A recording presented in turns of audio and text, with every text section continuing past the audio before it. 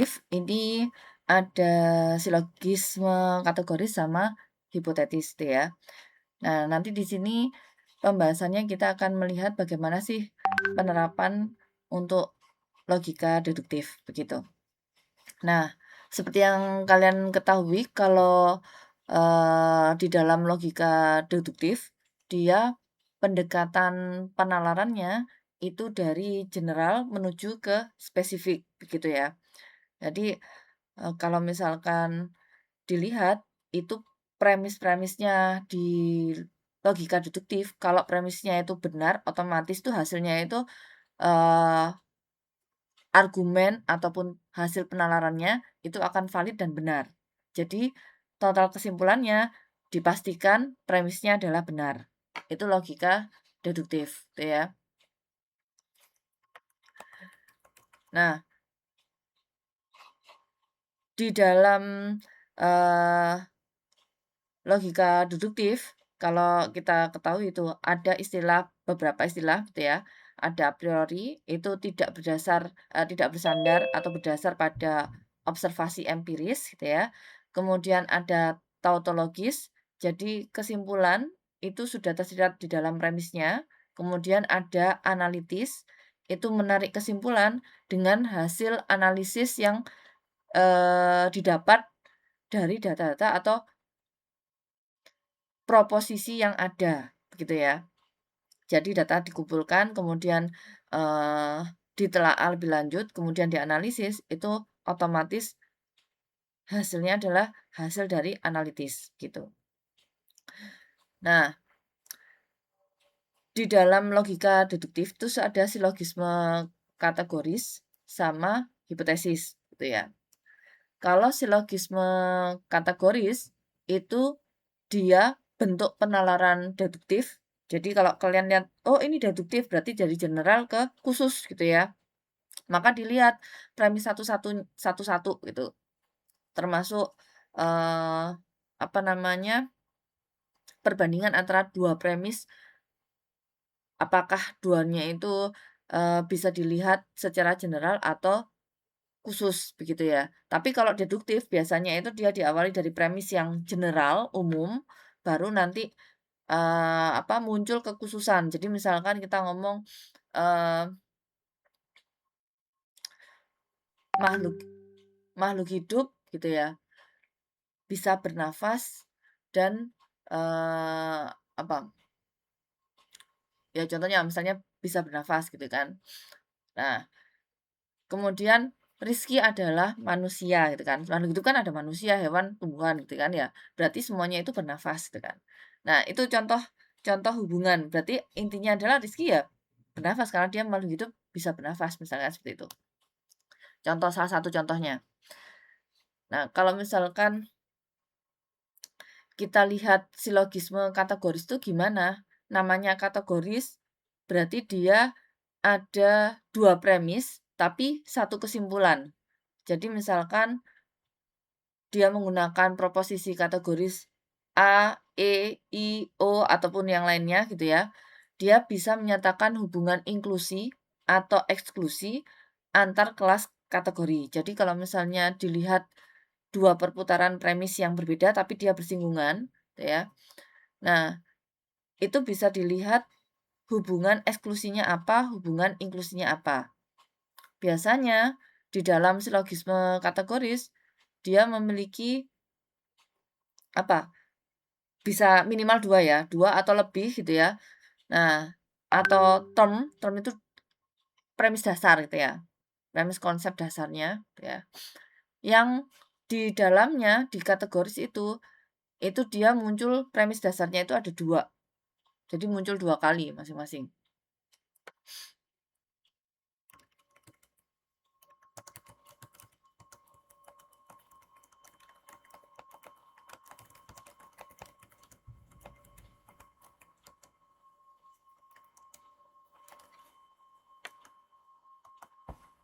Nah, seperti itu. Itu kalau silogisme kategoris. Nah, contohnya kalau silogisme kategoris, karena dia adalah 2 premis, satu kesimpulan, maka bentuk umumnya dia ada premis umum, kemudian ditambahkan premis khusus, maka satu kesimpulan. Itu penalaran deduktif gitu ya. Misalkan, semua manusia pasti mati gitu ya. Nah, Rizky adalah manusia, berarti kan Rizky pasti mati gitu ya nantinya gitu. Nah, itu contoh salah satu silogisme kategoris, berarti dia ada 2 gitu ya, 2 premis gitu ya. Di mana nanti ada premis general sama premis khusus, tapi nanti satu kesimpulan, gitu ya. Misalnya ada premis A, kemudian premis B. Nah, nanti dari premis A dan premis B, itu bisa dilihat hubungannya. Baru nanti dia akan keluar model, apa namanya, kesimpulan inklusinya, gitu ya. Seperti itu. Contoh lagi, apa ya?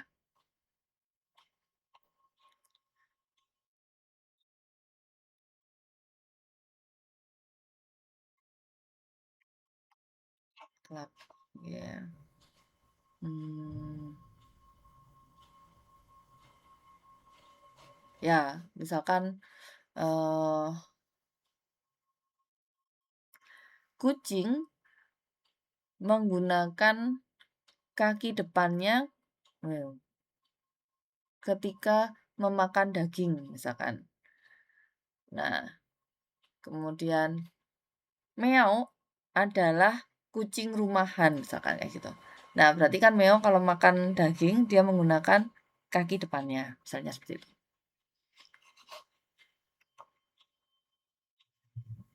Nah, valid apa enggaknya? Kalau dia adalah deduktif, otomatis penalaran general sama khususnya dia, apa namanya, hasil kesimpulannya dipastikan valid gitu ya.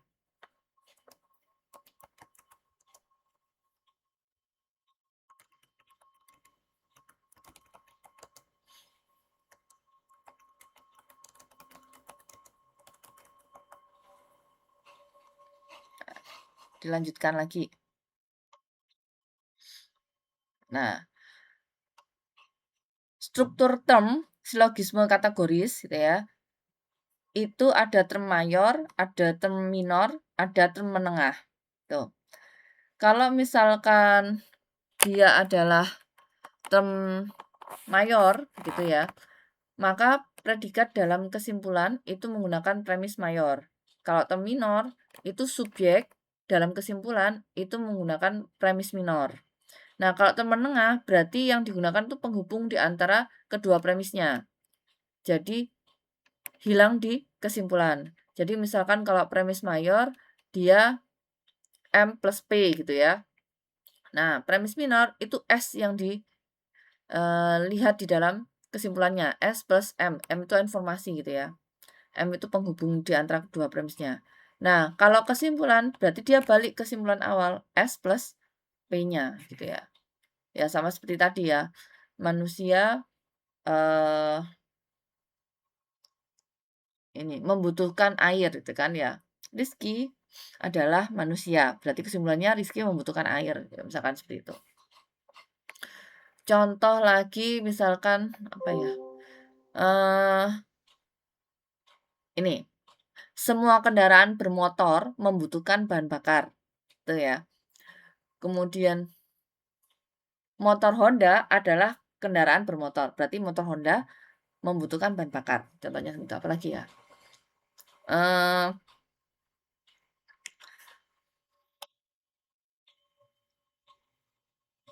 eh semua ahli gizi misalnya ya, semua ahli gizi bekerja di bidang kesehatan. Nah, Sinta adalah ahli gizi, maka Sinta bekerja di bidang kesehatan. Contohnya seperti itu. Jadi kan bisa terlihat ya, semua ahli gizi bekerja di bidang kesehatan. Sinta adalah ahli gizi. Nah, berarti Sinta bekerja di bidang kesehatan. Kelihatan kan ya predikat sama subjeknya. Jadi ketika penghubungnya kan subjeknya adalah Sinta. Predikatnya bekerja di bidang kesehatan. Nah, ketika dia term menengah, maka penghubung di kedua premisnya itu yang dihilangkan, M-nya yang dihilangkan, jadi tinggal subjek sama predikat. Berarti Sinta bekerja di bidang kesehatan. Contohnya seperti itu. Nah, itu struktur term yang ada di silogisme kategoris gitu ya. Nah, atau saya tuliskan, bentar, bisa nggak nulis-nulis?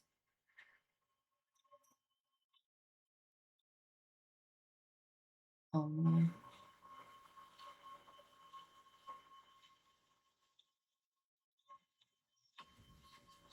nggak bisa.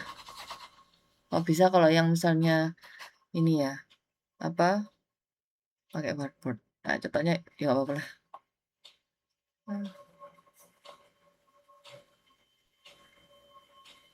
Kecil aja. Ya, intinya seperti itu. Jadi, kalau misalnya contoh yang menunjukkan predikat subjek itu ya, kalau term mayor misalkan dia premis mayor, dia predikatnya dalam kesimpulan. Jadi misalkan ahli gizi bekerja di bidang kesehatan. Nah, yang term minor itu merujuk pada subjeknya, ya. Dia menggunakan premis minor, lebih khusus. Misalkan Sinta adalah ahli gizi. Nah, kalau yang term menengahnya, gitu kan, berarti kan subjek itu Sinta, kemudian predikatnya adalah bekerja di bidang kesehatan, gitu. Maunya bergizi bisa ditulis di sini. Kita lanjut aja, next, gitu ya. Nah, ini contoh yang silogisme kategoris klasik gitu ya. Semua manusia pasti mati gitu kan. Socrates adalah manusia. Ya, SM gitu ya. Yang satunya MP. Kesimpulannya pasti subjek dan predikat.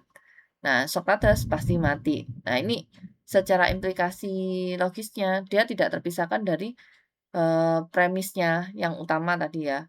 Karena logikanya udah benar, yang general itu udah pasti benar, semua manusia pasti mati, gitu kan ya. Kemudian ketika ditunjukkan ke premis yang khusus, gitu ya. Nah, hasil kesimpulannya merujuk pada apa namanya, analogi yang valid, benar gitu ya, sesuai sama premis yang generalnya, turunannya, kan. Contoh lagi misalkan ini, eee masih di kategoris silogisme kategoris gitu ya. Kalau di bidang biologi misalkan semua ikan M mempunyai insang, ya predikat. Semua salmon adalah ikan, berarti semua salmon mempunyai insang, kan. Jadi M-nya itu dihilangkan, yang tinggal adalah subjek sama predikat. Jadi ketika kita melihat seperti ini, nah ya, semua ikan mempunyai insang. Kemudian ada salmon. Maka yang tinggal ikan sebagai penghubung antara premis general sama khususnya, dia akan hilang. Ya, salmon mempunyai insang. Seperti itu. Otomatis dari sini kalau dia strukturnya tepat memenuhi standar deduktif tadi, silogisme kategorisnya otomatis sesuai dengan kenyataan. Ya. Nah, kalau di bidang sosial contohnya, semua orang baik adalah orang bahagia, gitu kan. Beberapa orang Indonesia adalah orang baik, maka beberapa orang Indonesia adalah orang yang bahagia. Nah, jadi ini menggunakan prinsip Principium Dicti de Omni. Jadi yang berlaku untuk semua anggota kelas premis khususnya itu berlaku untuk anggota secara general, partikular, gitu ya. Semua anggota kelas secara partikulan khusus-khususnya itu akan berlaku juga gitu kan ya. Ini sama seperti halnya, kalau di apa, gizi gitu ya, eee, apa,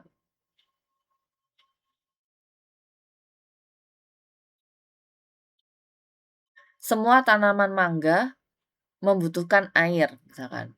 Kemudian, eee, mangga mana lagi adalah tanaman mangga gitu misalkan. Berarti mana lagi membutuhkan air misalkan kayak gitu. Itu contohnya. Lebih gampang sih kalau yang silogisme kategoris gitu ya. Nah, kita lanjut ke silogisme hipotesis gitu ya. Sesuai dengan definisinya, Kalau silogisme hipotesis, itu silogisme yang premis mayornya berupa proposisi. Kalau yang tadi kan term, ya. Yang ini berupa proposisi hipotesis, hipotetis ya. Kalau silogisme hipotetis, silogismenya itu premis mayor atau premis utamanya itu berupa proposisi hipotetis, artinya adalah kondisional bersyarat, gitu ya. Kondisional bersyarat itu misalkan ada jika atau, eee, apa, kalau di bahasa program tuh if, maka, hasilnya apa, akibatnya apa. Atau kalau A maka B gitu ya, jika A maka C gitu misalkan seperti itu. Jadi struktur, eee, struktur silogisme hipotetis itu ada antecedent, artinya syarat, kemudian ada konsekuen, artinya itu akibat. Nah, kalau di logika dalam kalimat biasanya, eee, jika belajar rajin maka nilai bagus, misalkan seperti itu, kan hasilnya gitu. Mmm, lagi ya,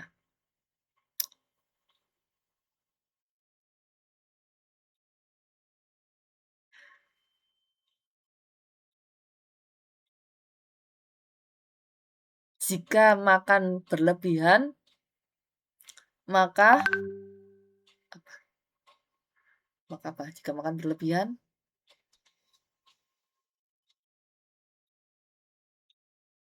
maka kalori menumpuk, gitu misalkan. Atau apa ya? Ah, jika listrik padam, maka lampu mati. Nah, itu contohnya ketika kita menggunakan jika sama maka ya. Jika listrik padam, maka lampu mati, gitu kan. Atau, eee,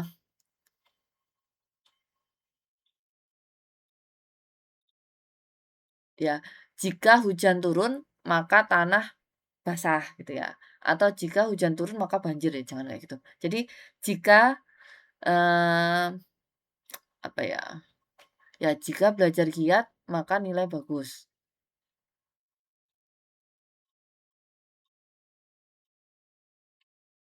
Apa, jika bersemangat maka bahagia. Ya seperti itu silogisme hipotesisnya.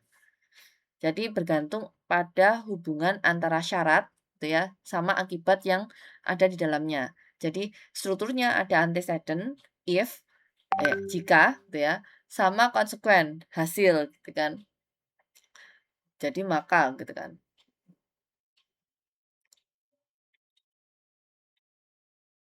Nah, jika menabung maka kaya, misalkannya, jika menabung maka akan kaya, misalkan seperti itu. Apalagi ya, ya jika listrik padam lampu mati. Mmm, ya itu tergantung dari syarat-syaratnya gitu ya. Yaitu silogisme hipotetis. Nah, bentuk valid dari silogisme hipotetis gitu ya, itu dilihat dari modus ponen, modus tolen, dan, silogisme disjunktif gitu ya.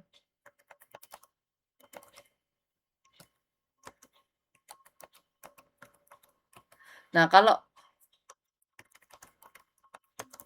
kalau misalnya modus ponen, itu dia proses mengafirmasi antecedent if-nya gitu ya, untuk membenarkan konsekuen. Biasanya kalau misalkan A-nya benar, maka B-nya sesuai gitu ya. Ya, misalkan contoh, jika hujan maka jalan basah gitu ya. Jika belajar maka akan lulus gitu kan. Ya, atau maka lulus ujian gitu ya, juga bisa. Jika apa tadi ya? Ya, jika lampu mati gitu ya. Oh, ya, jika. Jika listrik mati, maka lampu mati. Salah, jika listrik mati, maka lampu mati, misalkan seperti itu. Nah, dia bentuknya adalah modus ponen. Contoh kalau misalnya, eee, modus ponen tuh kalau di bahasa Indonesiakan tuh istilahnya, penegasan penegasan ini, sebab gitu ya. Artinya jika P benar, maka Q benar, atau jika A benar, maka B benar, ya. Jika I benar, maka J benar. Jadi antecedent sama akibatnya, konsekuennya itu satu benar, maka hasilnya akan benar, gitu ya. Itu proses afirmasi antecedent konsekuen, gitu ya. Jadi kalau syarat A itu terjadi, maka akibat B itu pasti terjadi. Jadi kayak misalnya jika hujan, maka tanah basah atau jalan basah, gitu ya. Nah, itu modus ponen. Nah, kalau modus tolen itu proses menegasi konsekuen untuk menyangkal antecedent. Artinya adalah penolakan akibat. Penolakan akibat itu contohnya apa ya? Kalau modus tolen itu eh, A, B. Jadi kalau misalnya dari sini itu dilihat dari negasi konsekuennya.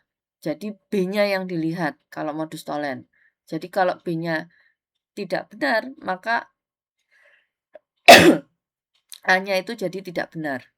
Jadi yang dilihat itu adalah yang merah ini, B ke A. Jadi akibat yang ditimbulkan dari apa B ke A gitu ya. Jadi konsekuennya yang dilihat kalau modus tolen. Namanya penolakan akibat ya. Nah, kalau penolakan akibat misalnya contoh kalimatnya itu contoh yang tadi ya, jika hujan jalan basah, maka jalan tidak hujan, maka jalan tidak basah, maka tidak hujan gitu. Jadi penolakan eh, akibat. Jadi kalau misalnya tadi A, jika hujan maka jalan basah. Nah, kalau di modus tolennya, jika jalan tidak basah gitu ya, maka tidak ada hujan. Dan gitu ya.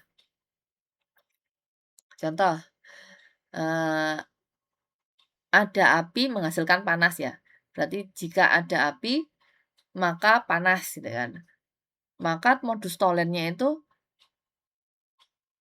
tidak ada panas, nah ya, maka tidak ada api. Nah, itu contoh modus tolen. Itu bentuk valid silogisme hipotetis itu di situ.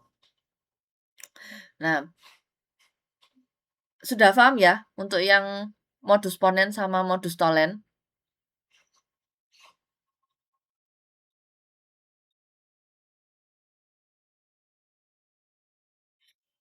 Nah, ada juga yang namanya silogisme disjunktif gitu ya. Silogisme disjunktif itu menawarkan dua kemungkinan. Jadi yang satu jika dia diingkari maka yang lainnya juga diakui gitu ya. Jadi dua kemungkinan. Jadi misalkan ada dua pernyataan gitu ya, tapi dia bisa satu kesimpulan yang pasti, tapi bisa juga gitu ya, bentuknya berarti tidak valid ya, karena dia ada 2 kemungkinan gitu ya. Jadi misalkan ada A sama B gitu ya, jika A maka B, lalu B bisa menyebabkan ke A gitu ya, kalau tidak ada B maka tidak ada A gitu kan. Nah, itu, eee, silogisme disjunktif itu contohnya apa ya?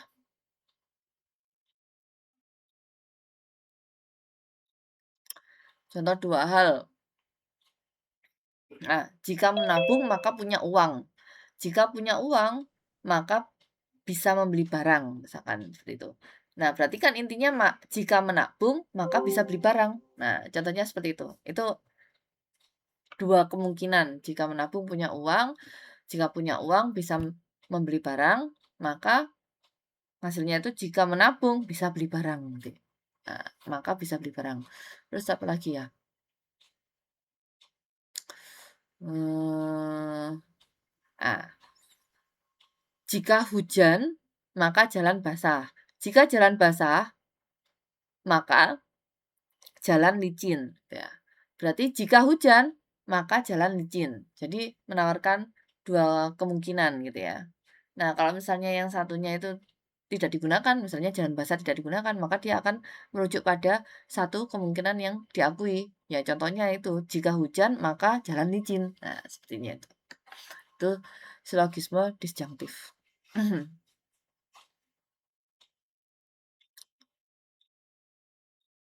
Nah, contoh kalau misalnya penggunaan di silogisme hipotetis yang modus ponen, itu ya. Ini contoh yang lain, itu kan tadi contoh contoh apa ya, sederhananya.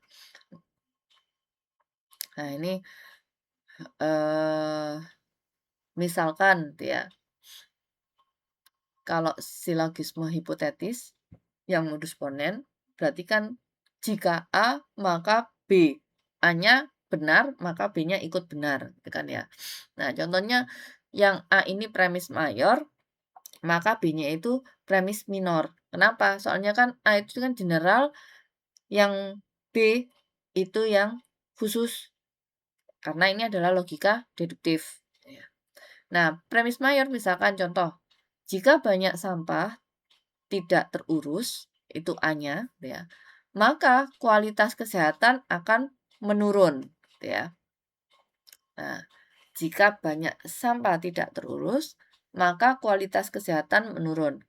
Nah, premis minornya itu kan berarti adalah ternyata kalau misalkan, eee, banyak sampah yang tidak terurus, simpulannya adalah kualitas kesehatan menurun.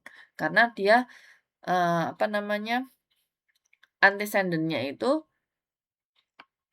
menghasilkan akibat atau consequent-nya, gitu ya.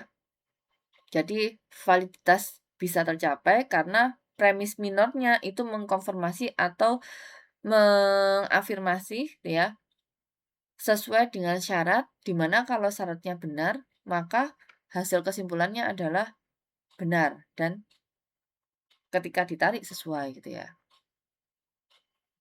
Jadi jika banyak sampah tidak terurus, maka kualitas kesehatan menurun. Oh, tadi yang paling gampang ya hujan itu tadi. Jika hujan, maka jalan basah. Jika jalan basah, nah itu kayak kalau yang terakhir itu ada dua. Jadi dua apa kemungkinan. Nah, kalau yang ini langsung A ke B, maka jika jika terjadi hujan, maka jalanan basah. Nah, itu kesimpulannya. Jadi afirmasinya oke. Nah, kalau modus tollens itu penolakan eh, penolakan akibat ya, penolakan akibat. Jadi misalkan mode penolakan dari konsekuennya, ya. Kalau premis mayornya itu misalkan ya ini hujan terlalu lebat, maka terjadi banjir. Ini terlalu, ada kata terlalu ya. Jika hujan terlalu lebat, maka terjadi banjir. Nah, negasinya apakah terjadi banjir? Ternyata tidak, ya. Negasinya tidak terjadi banjir, negasi B, ya. Ti- Ternyata tidak terjadi banjir. Kalau tidak terjadi banjir, maka hujannya tidak terlalu lebat. Jadi, ketika yang ditanyakan premis minornya itu adalah negasi B, maka kesimpulannya adalah negasi A, gitu ya.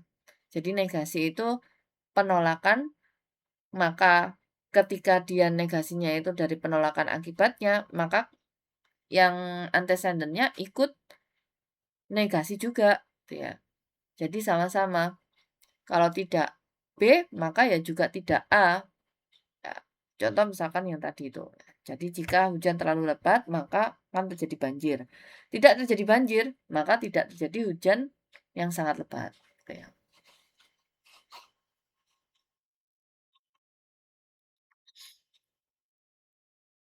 Nah, contoh misalkan ya silogisme hipotetis untuk yang disjunktif ya. Kalau disjunktif itu artinya misalkan seperti yang tadi ya, jika hujan maka jalan basah, jika jalan basah maka jalan licin. Nah, maka jika terjadi hujan, jalan licin, maka jalan licin gitu ya. Nah, ini sama premis mayornya misalkan Oliver itu adalah mahasiswa jurusan ilmu filsafat atau kedokteran gigi ya. Ternyata di premis minornya Oliver itu bukan mahasiswa jurusan kedokteran gigi. Nah, berarti kesimpulannya adalah Oliver mahasiswa jurusan ilmu filsafat. Ya. Nah, kalau misalkan dalam silogisme disjunktif dalam makna sempit gitu ya, maka ada satu kemungkinan yang benar ya dari pemetaan yang tadi. Nah, maka negasi di dalam akibatnya, misalkan Yangki itu kedokteran gigi. Oh, udah potong. Oke, maka eh, penegasian terhadap satu pilihan otomatis dia akan menjadi pilihan karena dia ada kedua kemungkinan kan. Tapi ternyata kemungkinan satu yang benar, yang satunya masih apa tidak terjadi ya, gitu ya. Maka kesimpulan adalah dipilihkan yang satunya, yang bagian eh, pembuktian akibatnya yang otomatis benar, gitu ya. Karena hasilnya benar, seperti itu. Nah, contohnya seperti itu kalau silogisme disjunktif. Sampai di sini ada pertanyaan. Jadi intinya dari ketiga silogisme, baik yang modus ponen, modus tolen, ataupun yang disjunktif gitu ya. Ketiganya itu memastikan kesimpulannya pasti benar. Gitu ya. Karena premis awalnya itu adalah benar. Ya, sesuai contoh yang tadi gitu ya. Oke. Ada yang mau ditanyakan sampai saat ini? Izin bertanya, Ibu. Ya. Boleh yang di slide studi kasus 4 itu, Ibu? Oke. Ini. Izin bertanya, Ibu. Kalau di sini kan premis minornya itu A, apa ada kemungkinan kalau misalkan premis minornya itu di B? Atau memang premis minornya ini harus A gitu, Ibu? Kalau hipotesis yang modus ponen itu kan dilihat dari A-nya. Oh, oh gitu nggih, Ibu. Ya, Nggih, paham, kalau Ibu. yang dilihat di sini, peta yang modus ponennya ini, karena dia bentuknya adalah, apa namanya, penegasan sebab. Dilihat, modus ponen kan dilihat dari sisi A-nya, penegasan sebab. Jadi afirmasi dari antecedennya, dari if-nya, atau dari jikanya, atau dari sebabnya. Kan A itu adalah sebab, B itu adalah akibat. Nah, sedangkan kalau yang modus tolen, itu lihatnya dari B-nya, dari akibatnya. Kalau akibatnya adalah yang terjadi adalah negasi B, maka hasilnya juga negasi A. Jadi istilahnya kalau modus ponen itu penegasan sebab, kalau yang modus tolen itu artinya penolakan akibat, gitu ya. Nah, kalau silogisme disjunktif itu kan ada dua kemungkinan, tapi kalau nggak satu maka satunya yang dipakai. Nggih, baik. Paham, Ibu. Oke. Nah, nah, jadi kalau dari sini kan kelihatan apa namanya logika deduktifnya masing-masing menghasilkan kesimpulan yang valid kan?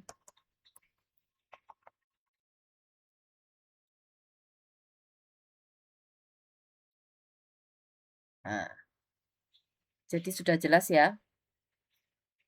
Oke, kita lanjutkan. Pertanyaan dulu aja, pertanyaan dulu sebelum kita masuk ke ini, yang kesalahan berpikir dalam deduksi gitu ya. Contoh misalkan ini, semua siswa memakai seragam.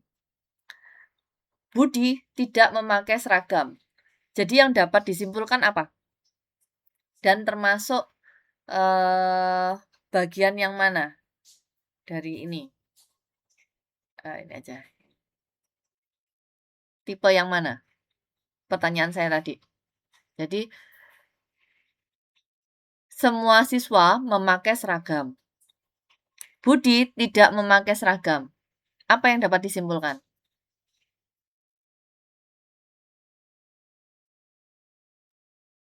Budi bukan seorang siswa gitu. Oh, salah. Dilihat lagi. Ada premis mayor sama premis minor. Saya ulangi lagi ya. Semua siswa memakai seragam. Udah. Budi tidak memakai seragam. Apa yang dapat disimpulkan?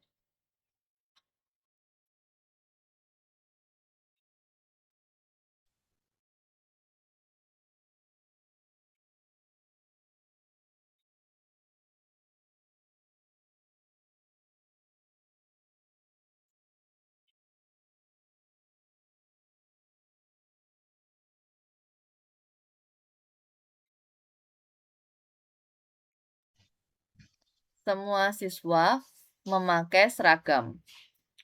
Budi tidak memakai seragam. Maka kesimpulannya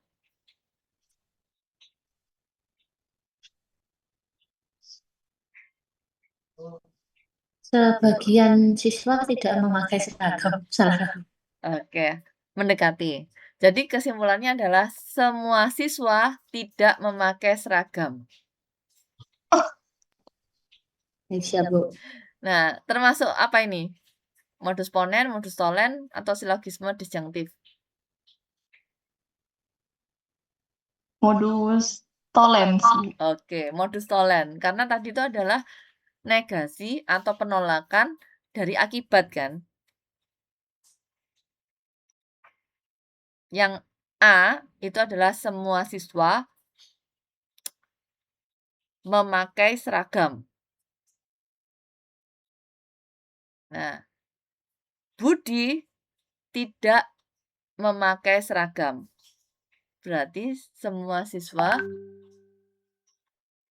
tidak memakai seragam. Kesimpulannya seperti itu. Karena hasilnya kan premisnya yang dipakai adalah kenyataannya gitu ya. Kan isunya kan semua siswa memakai seragam. Tapi yang terjadi gitu kan. Harusnya kan ketika semua siswa memakai seragam, Budi memakai seragam. Tapi yang terjadi Budi tidak memakai seragam. Jadi kemungkinannya adalah ketika ada negasi B, maka bisa jadi semua siswa saat itu tidak memakai seragam. Jadi dia menyangkal antecedennya. Oh, jadi bukan Budi aja sih yang nggak pakai seragam. Ya kan semua siswa memakai seragam. Ya, contohnya yang ini. Kita lihat. Nah, prosesnya misalkan jika hujan lebat maka terjadi banjir. Berarti kan kalau misalkan semua siswa menggunakan seragam, maka Budi harusnya kan menggunakan seragam kan? Iya, Bu, benar. Tapi ternyata Budi tidak menggunakan seragam. Berarti kan antecedent B. Sehingga jadi berarti saat itu gitu ya, semua siswa lagi tidak menggunakan seragam. Jadi kesimpulannya ya semua siswa tidak menggunakan seragam. Karena kalau di dalam premisnya jika A maka B. Nah, kalau ternyata premis minornya adalah diketahui adalah B ini sedang tidak terjadi. yang terjadi adalah bukan B. Maka kesimpulannya adalah bukan A.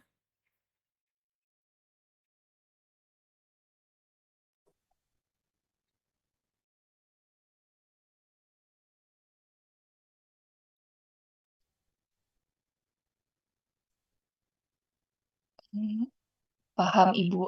Oke. Tapi kalau misalkan diminta mengerjakan soal seperti itu pasti kembali bingung lagi. Yang ditanyakan Iya, benar. kesimpulan logisnya. Oke.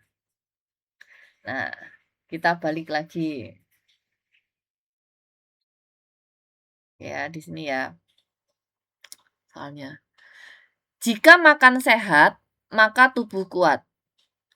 Jika tubuh kuat, maka tidak mudah sakit. Buat kesimpulan logis dari pernyataan tersebut.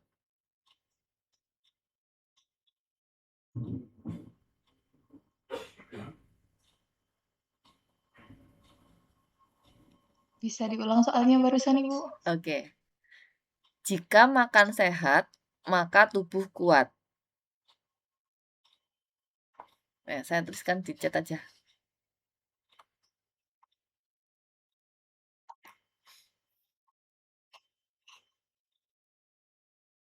Chat.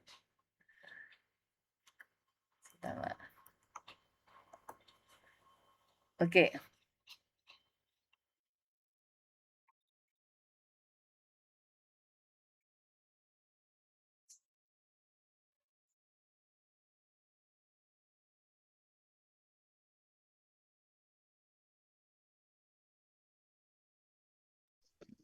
Izin jawab, Bu.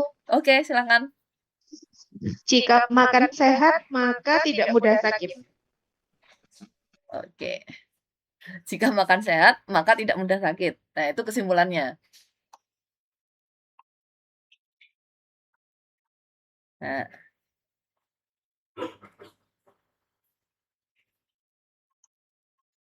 Ini terkait logika.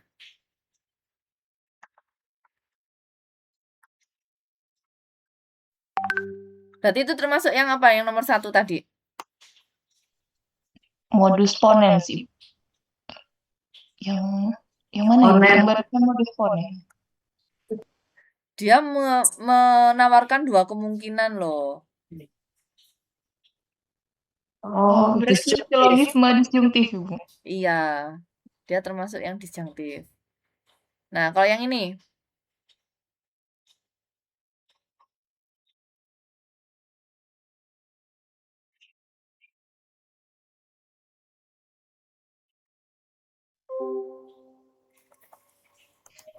Kesimpulannya Doni rajin olahraga. Doni rajin olahraga. Termasuk yang mana? Modus ponens seperti ini. Modus ponens. Oh ya, ponens. Nah, Doni sehat karena rajin olahraga. Oke. Kalau seperti ini.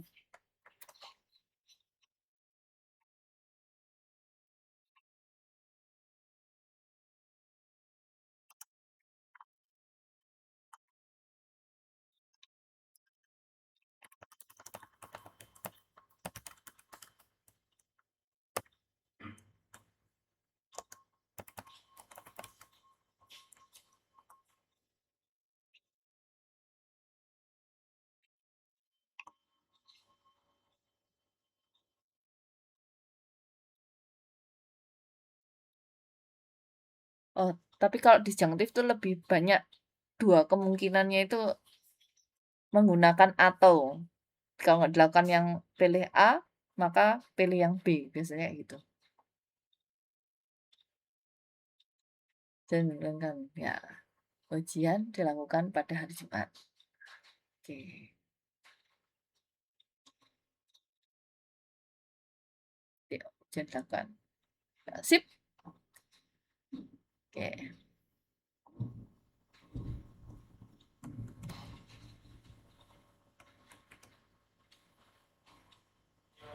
Nah, kalau ini? Dan ini lebih ini ya, lebih menunjukkan yang disjunktifnya ya.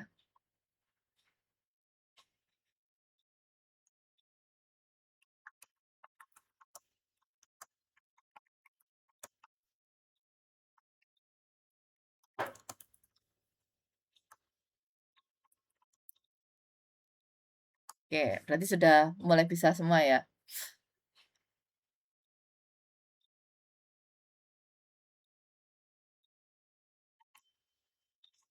Nah, kalau yang ini termasuk apa?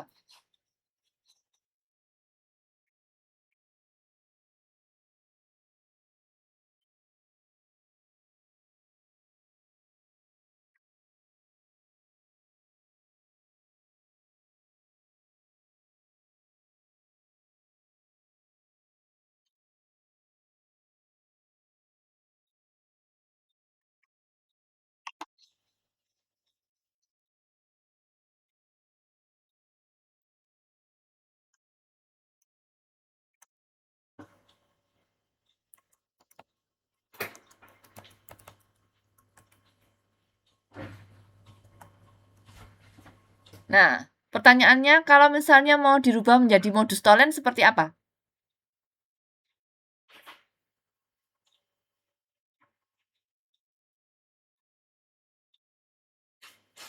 Berarti di premis minornya harus diubah jadi tanaman tidak tumbuh subur. Nah, kalau tanaman tidak tumbuh subur, berarti kesimpulannya? Tanaman tidak disiram setiap hari. Oke, tanaman tidak disiram setiap hari.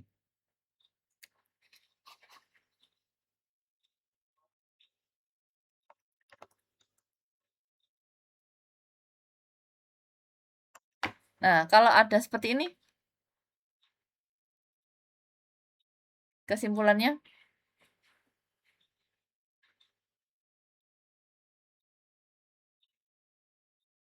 Oh, salah. Salah, kebalik.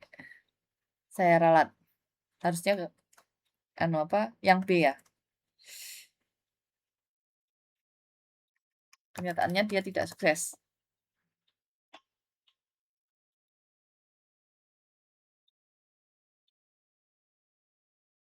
Kan penolakan.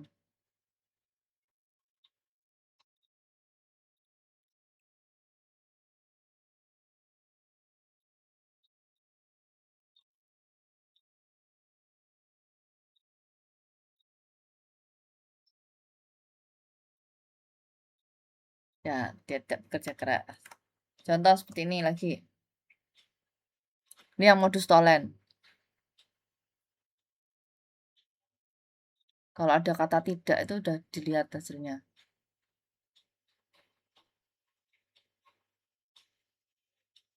Ya, dia tidak belajar. Jadi sudah mulai paham untuk yang modus ponen, modus tolen, sama yang disjunktif gitu ya. Tapi kalau yang disjunktif itu lebih jelas kalau misalkan dia bentuk kalimatnya itu dalam bentuk atau. Jadi contoh negasinya seperti ini. Tuh.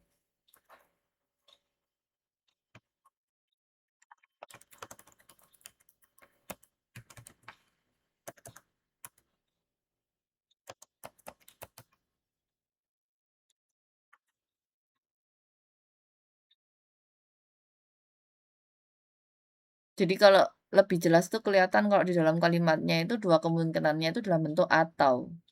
Kalau disjunktif.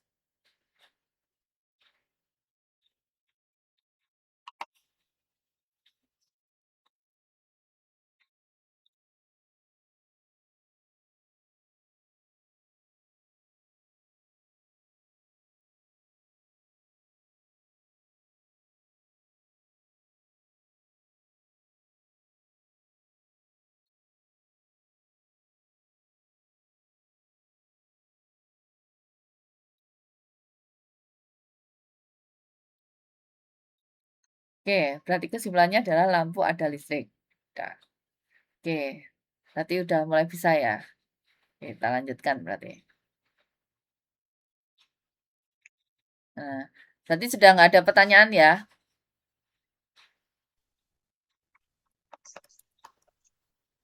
Insya Allah, Ibu.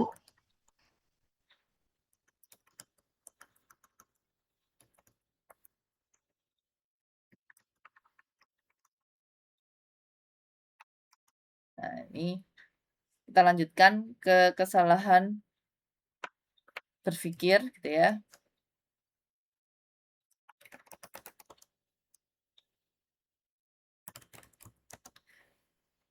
Dalam deduksi gitu ya.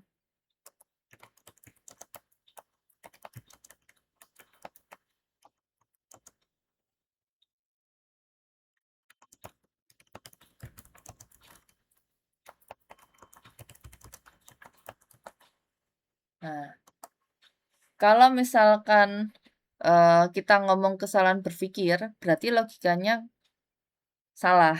Biasanya seperti itu. Nah, dia tampak seperti silogisme, tapi hasilnya tidak valid, gitu ya. Ya, misalkan kalau dilihat dari afirmasi konsekuen, konsekuen itu berarti akibatnya, gitu ya. Nah, mau dilihat dari sebabnya, itu benar atau tidak, biasanya salah, gitu ya. Kan salah berpikir deduksinya. Contoh misalkan, jika lampu mati, ayah tidur, gitu kan. Nah, ayah tidur kalau lampu mati, belum tentu, gitu ya. Karena eh apa namanya, lampu nyala pun kalau sudah capek biasanya ayah tidur, misalkan seperti itu. Jadi ada apa namanya, sebab yang terjadi atau akibat yang terjadi, tapi penyebabnya itu belum tentu valid. Intinya seperti itu. Jadi tidak valid. Ya, contoh jika lampu mati, maka ayah tidur. Nah, tapi kenyataannya gitu ya, jika lampu nyala, maka ayah tidur. Berarti kan ayahnya bisa tidur kalau lampu nyala sama lampu mati gitu kan. Nah, ya atau ya apa ya? Misalnya sih. Ya, tak pikir no sing enak. Eh,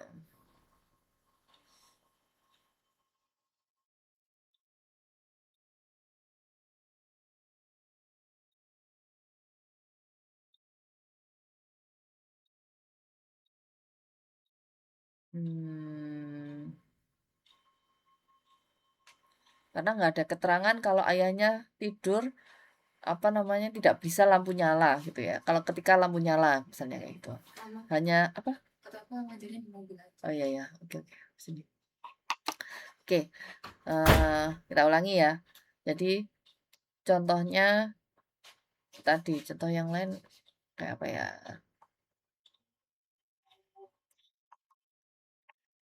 Lampu mati, jika hujan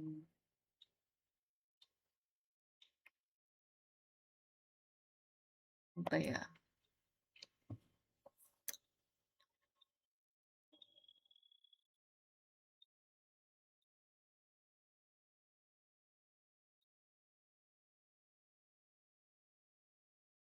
Ah, ini aja. Jika tidak belajar, maka adik juara. Kan nggak nyambung. Berarti kalau belajar, ya adik pasti juara. Enggak juga. Agak susah nih. Contoh ini kesalahan pikir. Yang hasilnya nggak valid gitu loh.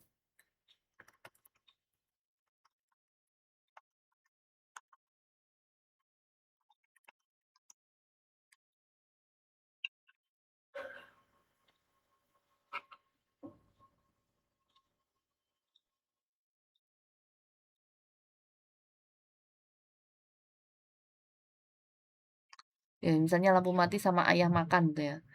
Jika lampu nyala, ayah makan. Jika lampu mati, ayah makan gitu ya. Gitu. Hmm, apa ya?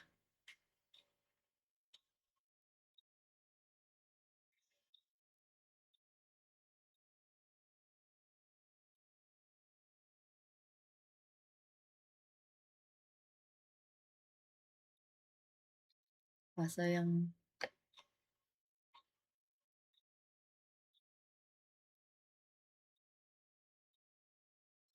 hmm,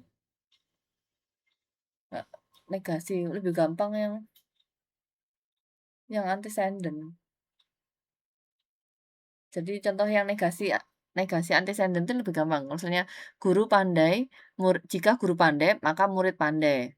Nah, guru tidak pandai, maka murid tidak pandai. Padahal murid bisa pandai, walaupun gurunya tidak pandai. Nah, ya apa ya? Atau misalnya gini.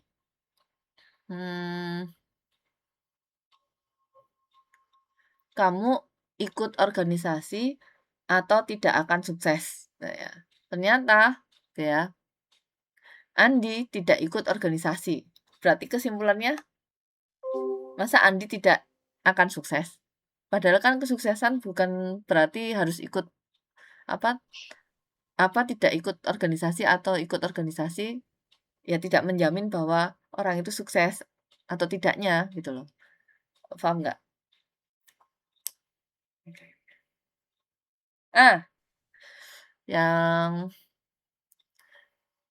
Yang konsekuen itu akibatnya jika memati ayat tidur.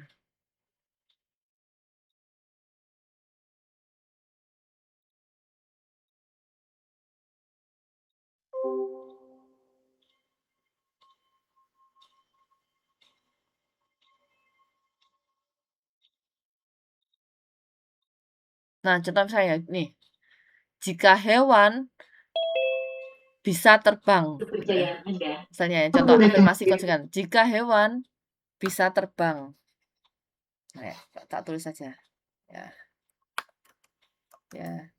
jika dia hewan bisa terbang, lalu tulisannya kucing adalah hewan.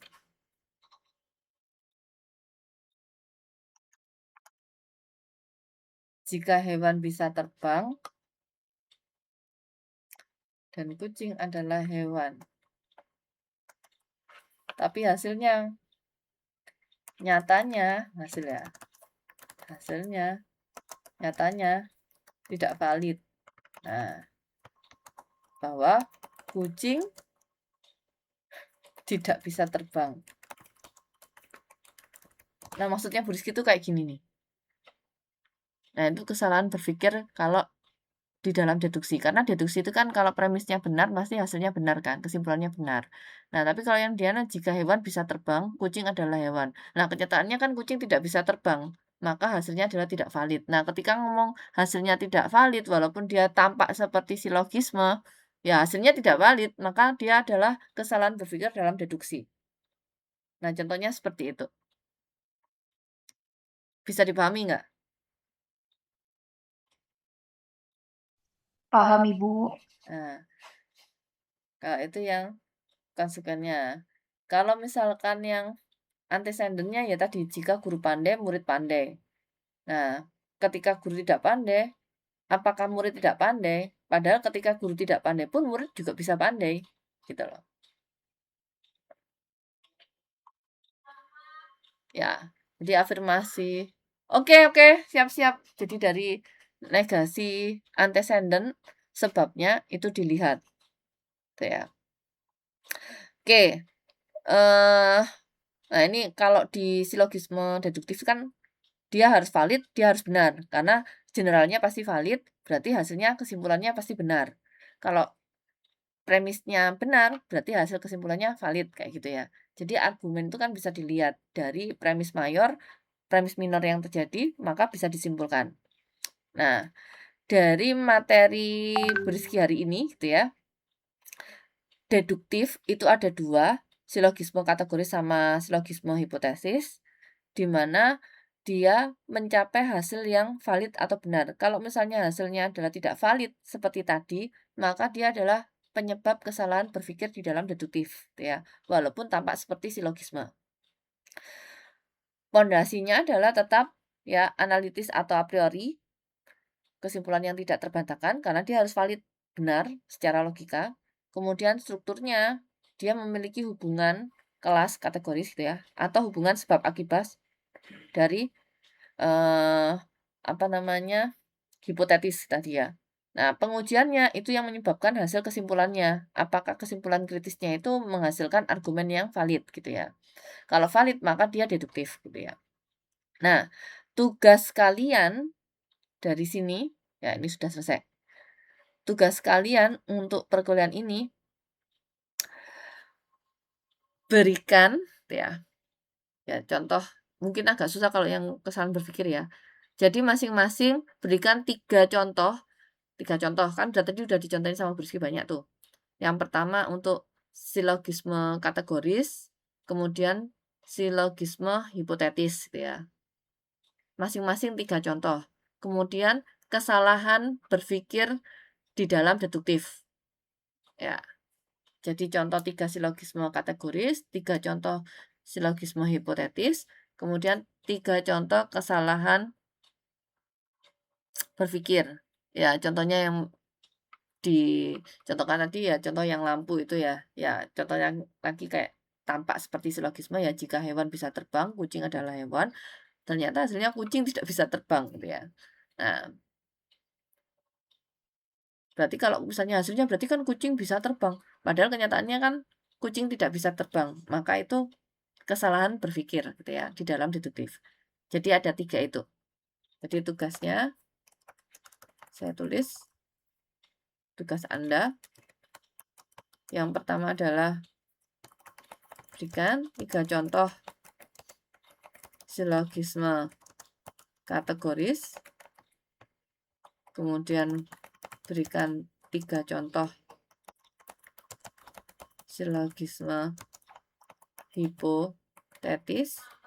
Kemudian berikan 3 contoh kesalahan berpikir di dalam deduktif. Bisa ya, sambil latihan. Buat Anda latihan lebih dalam lagi. Tadi saya coba ngetes, Anda bisa. Oke? Izin bertanya, Ibu. Iya, silakan. Berarti contohnya ini terserah nanti mau yang modus ponens, tolens, atau yang satunya itu ya, Ibu? Itu hanya untuk pembelajaran Anda, supaya Anda lebih paham lagi. Oke, baik Ibu. Oke, itu tugas saya hari ini. Tolong dikerjakan. Dan selamat berlibur. Rizky sekali lagi minta maaf kalau misalnya ada banyak salah kata. Saya Airi, wabillahi taufiq wal hidayah. Wassalamualaikum warahmatullahi wabarakatuh. Waalaikumsalam warahmatullahi wabarakatuh. Terima kasih, Ibu. Terima kasih. Oke.